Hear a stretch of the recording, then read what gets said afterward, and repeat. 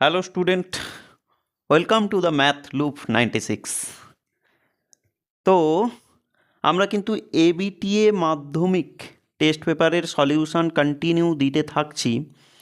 আর তারপর তোমরা বলো তোমাদের প্রিপারেশান কেমন চলছে? নিশ্চয়ই ভালো। জমিয়ে কিন্তু পড়াশোনা করতে হবে, মাত্র আর কয়েকটা দিন মাত্র বাকি হাতে রয়েছে। তো আর কথা না বাড়িয়ে চলো আমরা শুরু করে দিই। তুমি দেখেই বুঝতেই পেরে গেছো আজকে আমরা এবিটিএ 169 এই পেজ নাম্বারের সলিউশন আনতে চলেছি। হলো তো চলো।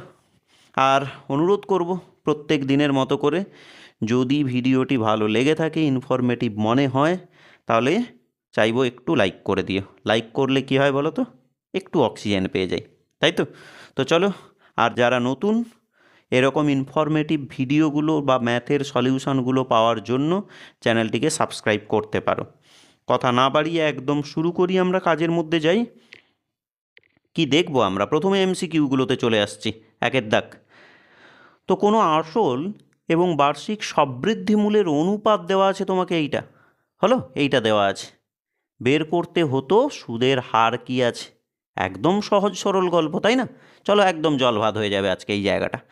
তাহলে আসল আর সবৃদ্ধিমূলের অনুপাত দেওয়া আছে। অনুপাত, একটা কথা মাথায় রেখো, অনুপাত যদি দেওয়া থাকে সলিউশনের ক্ষেত্রে একটা বেস্ট টেকনিক হলো যে আমরা একটু সাধারণ অনুপাত ধরে নিতে পারি। বাবু, সাধারণ অনুপাত যদি এক্স ধরি তাহলে আমরা বলছি আসল 25x, আর সবৃদ্ধিমূল মানে সুদ আসল, নাকি? তো সুদ আসল হয়ে যাচ্ছে তোমার কত না 28x। ফ্যাটাফ্যাট করে লিখে নিই ওই কথাটাই। তাহলে আমরা লিখে নিলাম আসল, লিখে নিলাম আমরা আসল হচ্ছে গিয়ে 25x টাকা, আসল হচ্ছে 25x টাকা ধরি, হলো। আর সুদ আসল বা সবৃদ্ধিমূল, সবৃদ্ধিমূল, সবৃদ্ধিমূল হচ্ছে আমাদের কত না স্যার 28x টাকা। কন্ডিশান ব্যবহার করে দাও, এক্সটা কখনো শূন্য হবে না, নাকি? ওকে, নেক্সট এবার দেখো, তাহলে আসল লিখলাম, সুদ আসল লিখলাম, আসল লিখলাম, সুদ আসল লিখলাম। স্যার আমরা তো শুধুমাত্র সুদ এখান থেকে পেয়েই যাব, সুদ ইন্টারেস্ট। তাহলে কত হলো না 28x মাইনাস হচ্ছে 25x, তাহলে হচ্ছে স্যার 3x টাকা। সময়টা দেখো প্রশ্নের মধ্যেই দেওয়া আছে, কত না 1 বছর। বের করব আমরা সুদের হার, তাই তো। একদম ফর্মুলা অ্যাপ্লাই করো, এমসিকিউ করছো তুমি। আই সমান PTR/100।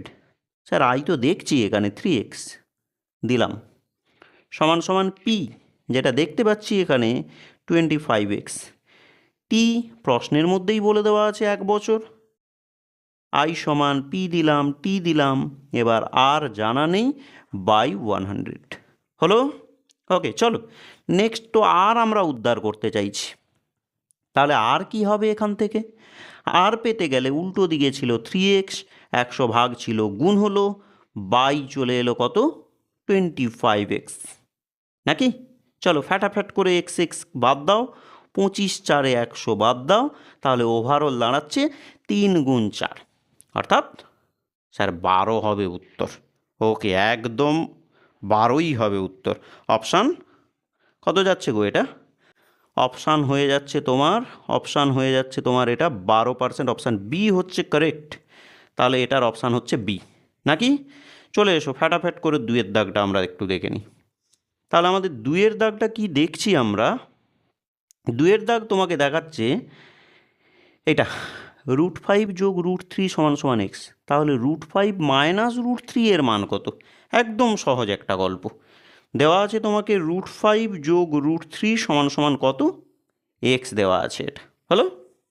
নেক্সট, তো √5 মাইনাস √3 তাহলে কত হবে বের করব আমরা। এইটা হচ্ছে আমাদের ডেস্টিনেশান। সহজ সরল একটা গল্প, করণীর কাজ, ভালো করে বোঝার চেষ্টা করো। আচ্ছা বলছি, এইটা এইটা এবং এইটা দেখো, করণীদ্বয় কিন্তু পরস্পরের করণী নিরসক উৎপাদক অ্যাকচুয়াল, তাই না? করণী নিরসক উৎপাদক কী করে চিনবো? একদম সহজ কথায় বলে দিচ্ছি, এখানে যোগ ছিল, একই জিনিসপত্র আছে, এখানে বিয়োগ চলে এসছে। সো এখান থেকে সহজেই বলবো আমরা এরা করণী নিরসক উৎপাদক পরস্পরের। তাহলে এই জায়গা থেকে এই জায়গা আনা যায় সহজেই কি করে? 1/, করে 1/, করে √5 প্লাস √3। তাহলে এটাকেও তাই করো, 1 দিয়ে ভাগ করে দিচ্ছি আমরা, হলো। আচ্ছা, এবার কি করব? তুমি জানোই হরের করণীয় নিরসন করতে হয়। তাহলে √5 যোগ √3 এর করণীয় নিরসক উৎপাদক স্যার √5 মাইনাস √3 হয় এবং সেটা লবেও গুণ হয়, আমরা তো জানি এটা, নাকি? ওকে, ফ্যাটাফ্যাট করে এটা যা আছে নোট করে দিলুম। ওকে, 1 দিয়ে গুণ হলে কিচ্ছু হবে না, তাহলে √5 মাইনাস √3 থাকলো। এটা দেখো ফর্মুলা লেগে বসে আছে কীরকম, এ প্লাস বি ইন্টু এ মাইনাস বি। তাহলে এর স্কোয়ার মাইনাস বি স্কোয়ার, আর এর স্কোয়ার বলতে √5 স্কোয়ার। √5 স্কোয়ার বোঝো বিষয়টা, √5 স্কোয়ার স্যার √5 স্কোয়ার তো 5 হয়, রুট স্কোয়ার একই সঙ্গে থাকলে দুটোই বাদ চলে যায়, সূচক তাই বলছে। তাহলে এ প্লাস বি ইন্টু এ মাইনাস বি হচ্ছে এ স্কোয়ার মাইনাস বি স্কোয়ার, আর এ স্কোয়ার মানে এখানে 5 মাইনাস বি স্কোয়ার বলতে স্যার 3 হয়, নাকি? ওকে, থাকলো এটা। তাহলে এখনকার গল্প, √5 মাইনাস √3 এই জায়গাতে কত আসছে? 5 মাইনাস 3 মানে স্যার 2, যেটা ভাগ ছিল তাহলে উল্টো দিকে ক্রস করলে গুণ হয়ে যায়, তাহলে 2/x হবে, 2/x হবে। ভালো করে বোঝো, ওইটাই তোমাকে জানতে চাইছে। ক্লিয়ার?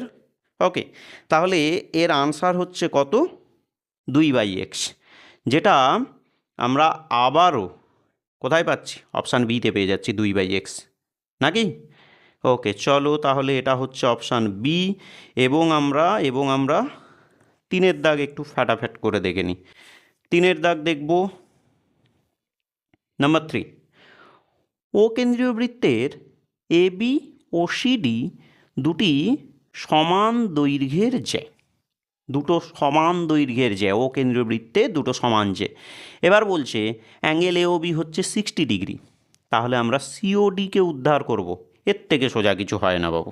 তাহলে এ ফ্যাটাফ্যাট করে আমরা একটা ও কেন্দ্রীয় বৃত্ত তৈরি করে নিলাম, হয়ে গেল আমাদের কি না? ও কেন্দ্রীয় বৃত্ত। এবার প্রশ্নানুসারে ও কেন্দ্রীয় বৃত্তের এ বি এবং সিডি দুটো সমান জ্যা ছিল, আমরা দুটো সমান জ্যা তৈরির চেষ্টা করি। তো এই এ বি, এই সিডি ও কেন্দ্রীয় বৃত্ত ছিল, হলো। নেক্সট প্রশ্ন কি বলেছে?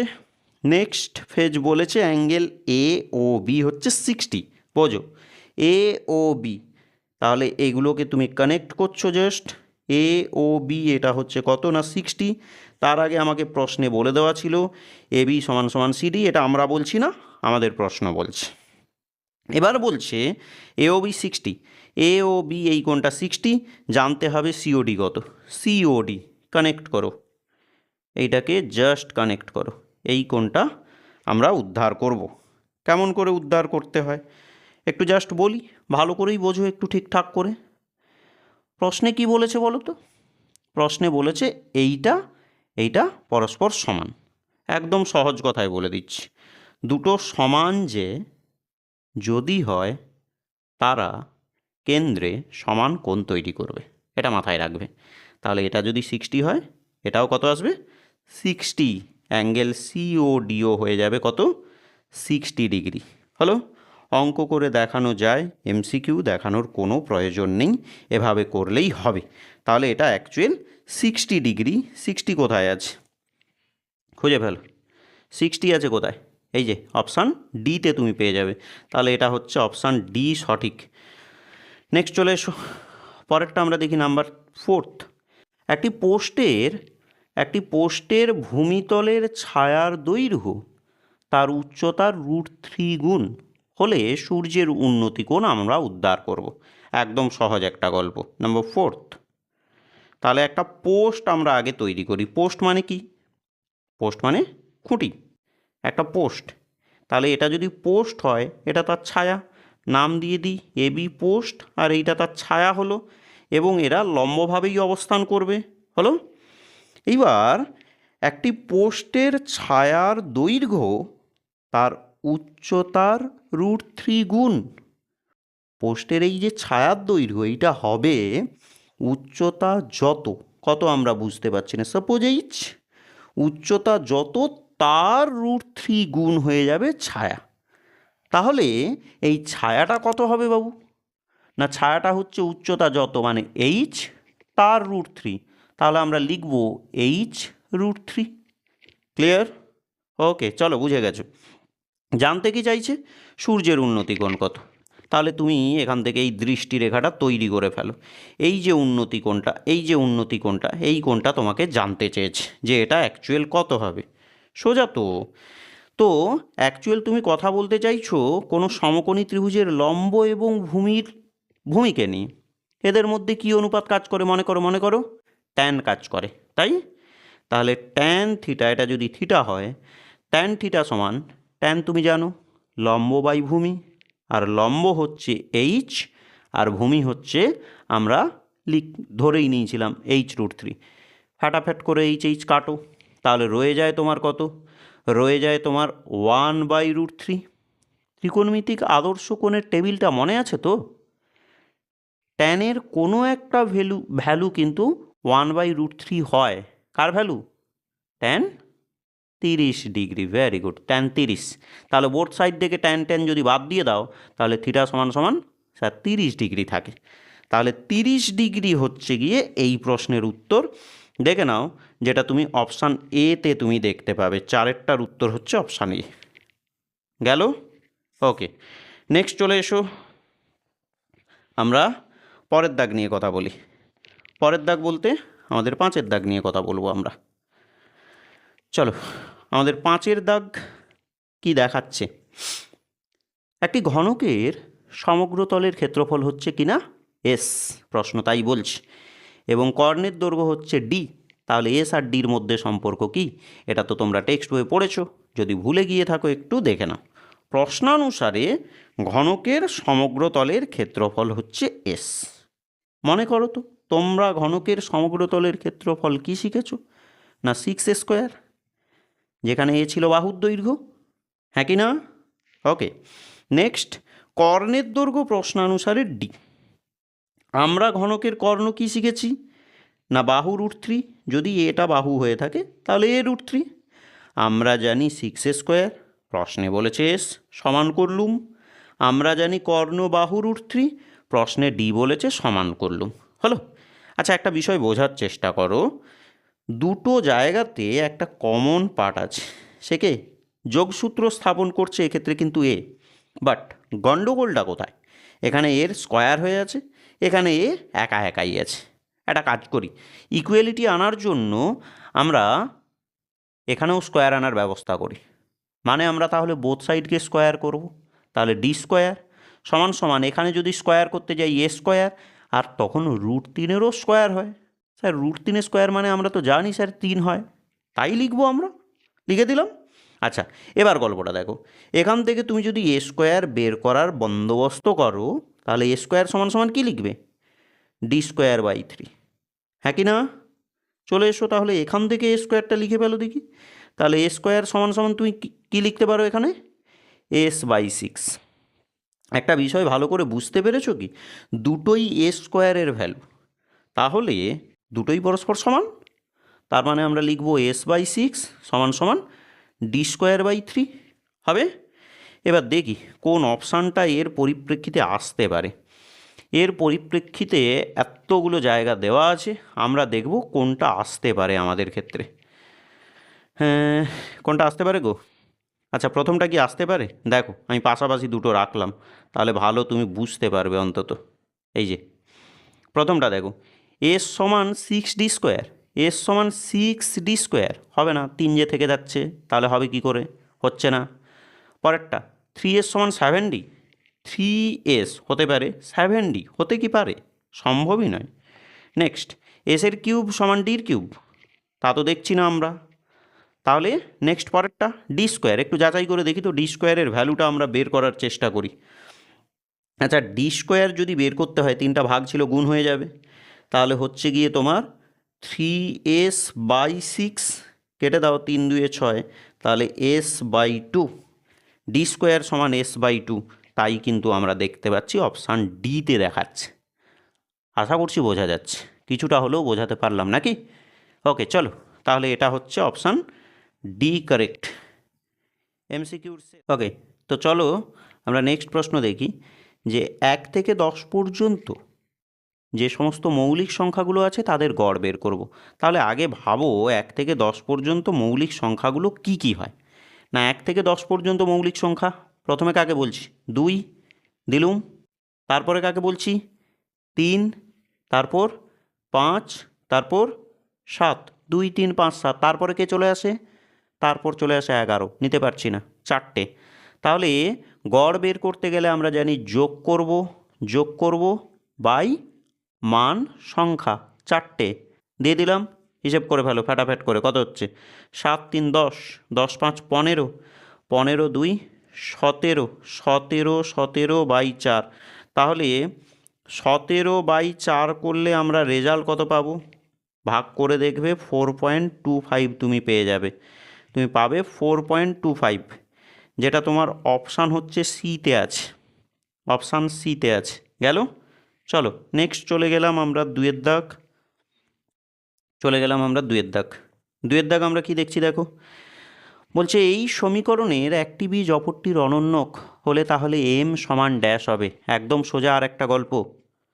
প্রথমটা দেখছি, দেখো 3x² - 10x plus m plus 1 = 0। এই সমীকরণের একটি বীজ অপরটির অনন্যক যদি হয়ে থাকে, ধরো একটা বীজ, ধরে নাও একটি বীজ আলফা। বাবু অনন্যক বলেছে, তাহলে আমরা অপর বীজটা কত লিখব? না স্যার, অপর বীজ তাহলে হওয়া উচিত, যেহেতু অনন্যক তাহলে 1/α লিখব, স্বাভাবিক।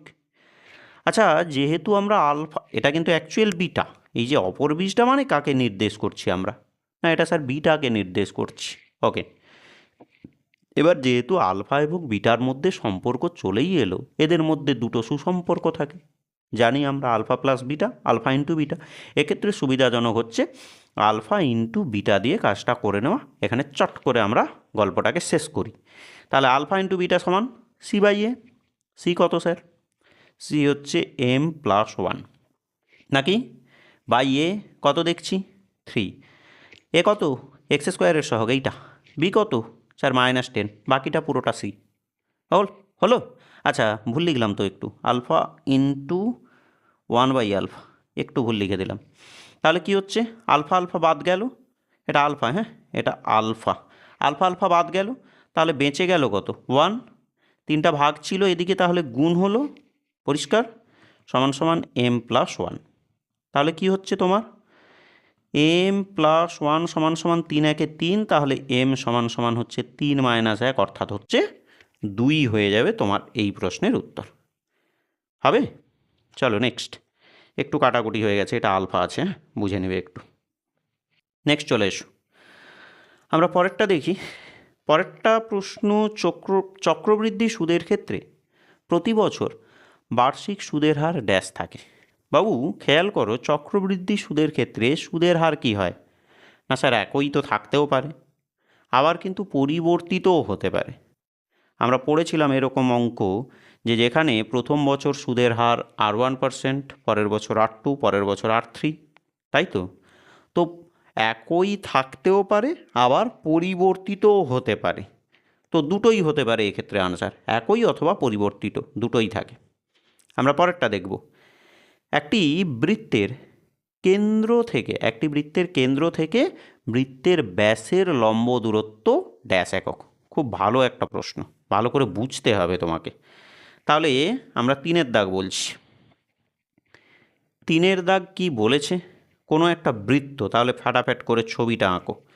কোনো একটা বৃত্তের প্রসঙ্গ এলো, এটা কোনো একটা বৃত্ত।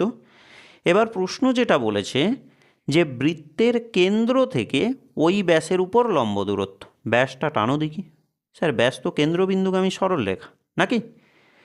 তাহলে এই কেন্দ্র থেকে এই ব্যাসের ওপর লম্ব আঁকতে পারবো আমি কোনোভাবে? ধরো যদি বলা হতো এরকম, ধরে নাও এটা ব্যাস নয়, এরূপ কোনো একটা জ্যা, তার উপরে ইজিলি লম্ব টানা যেত, তার একটা দূরত্ব নিশ্চয়ই থাকতো, এক্ষেত্রে এই দূরত্বটা পেতাম।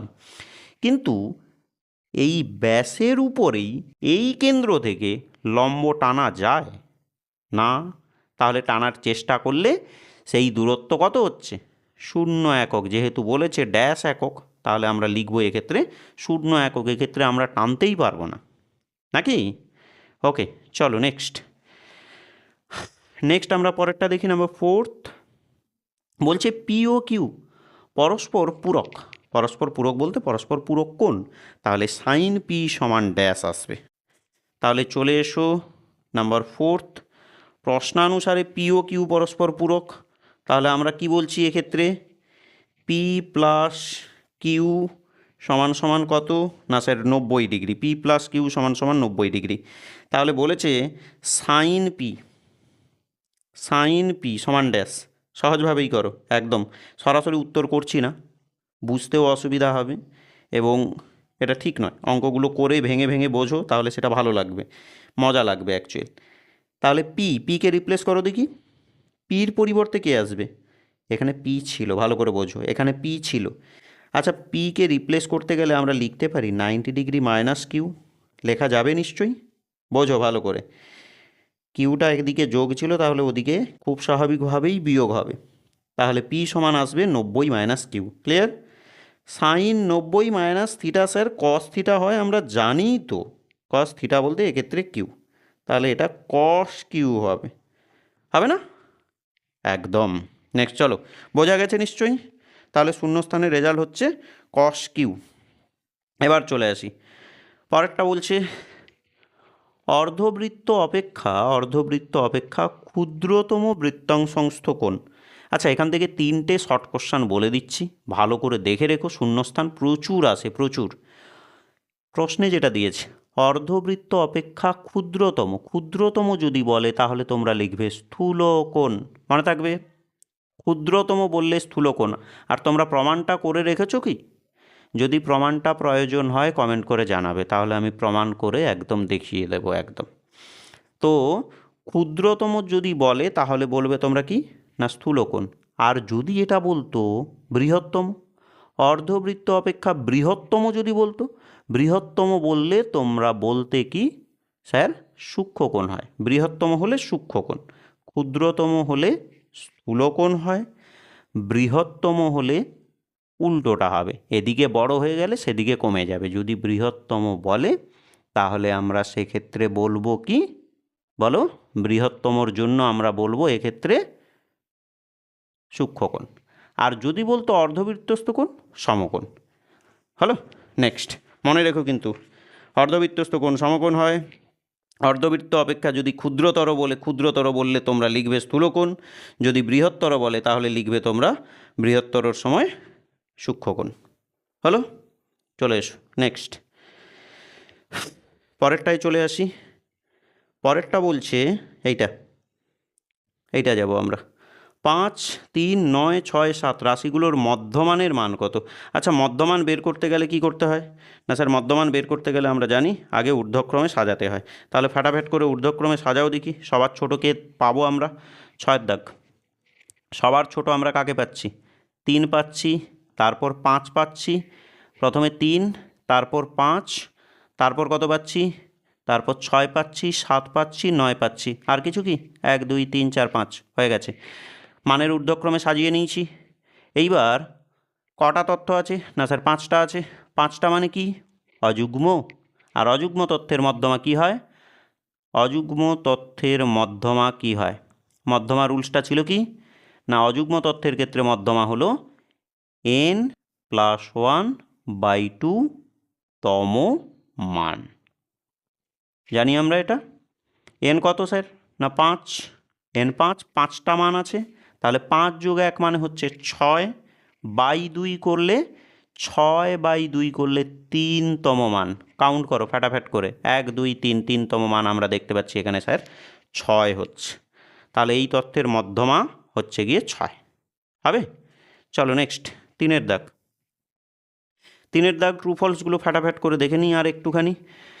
বলছে বার্ষিক R/2% সরল সুদের হারে 2p টাকার টি বছরের সুদ আসল হচ্ছে এটা, তাহলে তোমাকে যাচাই করে দেখতে হচ্ছে is it true or false.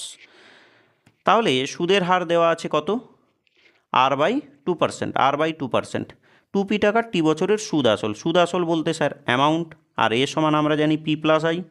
হলো, এবার p মানে কি, আসল।